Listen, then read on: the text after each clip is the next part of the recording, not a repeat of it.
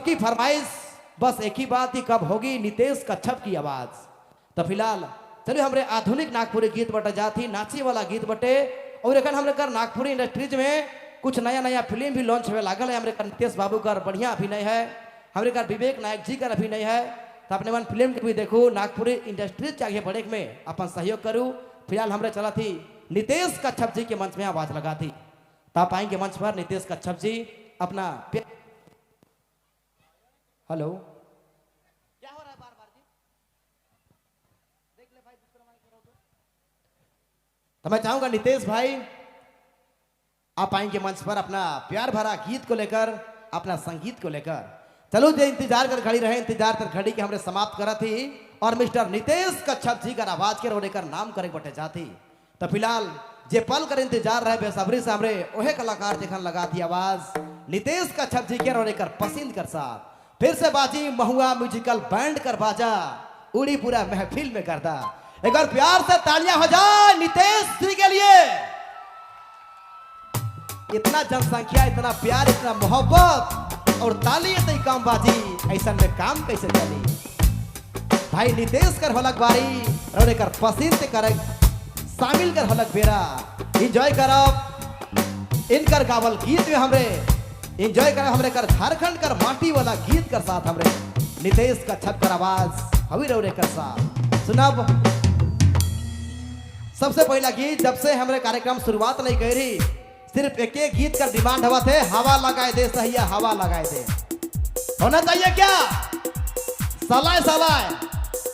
हर गीत हर पसंद हर फरमाइश से करब शामिल लेकिन बारी बारी से। आइए नितेश भाई एक प्यारा सा गीत के साथ नितेश जी।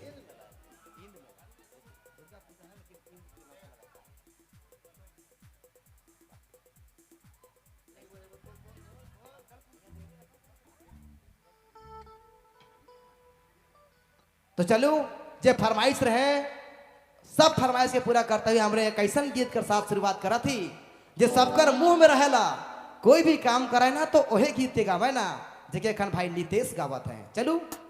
ओहे गीत बटे हमरे जाती नितेश जी कर साथ नितेश भाई।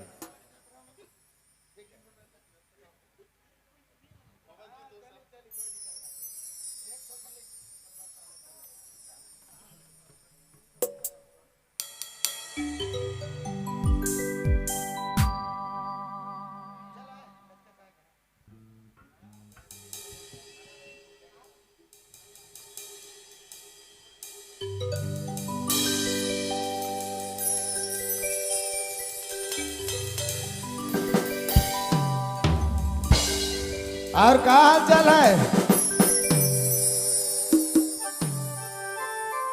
हमके लागल विशाल बाबू बतियाले हलो बढ़िया लगी हमके नहीं सुनाई दिलक तनी जोरदार का हाल है भातियन तो हम खाए ही बहुत बढ़िया इंतजाम रहे व्यवस्था रहे चिकन उकन कर हमार भाई मन तोहरे खाए पी का नहीं खाए के नहीं अगर पियो का लो मगर मजा लगी लिटिल पैक का। अच्छा डांस करे चालू होला सब बटे पीछे बटे पीछे बटे पीछे बटे लेकिन पब्लिक इतना ज्यादा है बहुत बगरा पीछे आ गया सामने रहे होले बहुत बढ़िया लगे डांस करे वाला खास करके। लेकिन चलो ठीक है धन्यवाद स्पेशली सबसे पहले धन्यवाद हमरे कर बैगमा कर जितना भी हमरे का बड़ भैया मन है कमेटी कर बड़ भैया अध्यक्ष उपाध्यक्ष सचिव जितना भी सपोर्टिव है सबके अमरदन से आपने मन कर हिंद मेला बैगमा जे पूरा वर्ष भर में घुमला भर में भारी है एक तो खुद कर अपन भर में प्रोग्राम से कर लगिन बहुत बहुत धन्यवाद सबके बहुत बहुत शुक्रिया। चलो एक तो यात्रा वाला गीत हमें परंपरा के हिसाब से एक ठो गीत है बाद तो हमें नाचे के बटे जाबे करब का ठीक है नहीं सब कुछ लेकिन तने जोश बगरा दिखातला वाला मजा लगता लग एक बार टेस्ट हो जाए का प्रेम से बोलिए दुर्गा माता के हर हर महादेव। चलो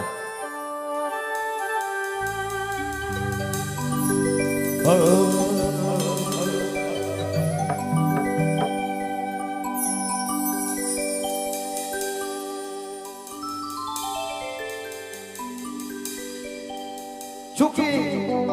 दबा के लगे क्या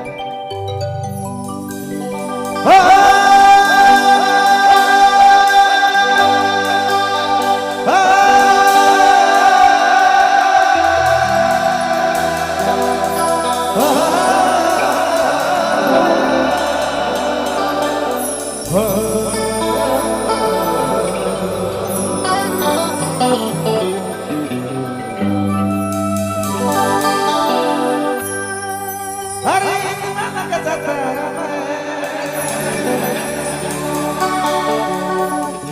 मिल गया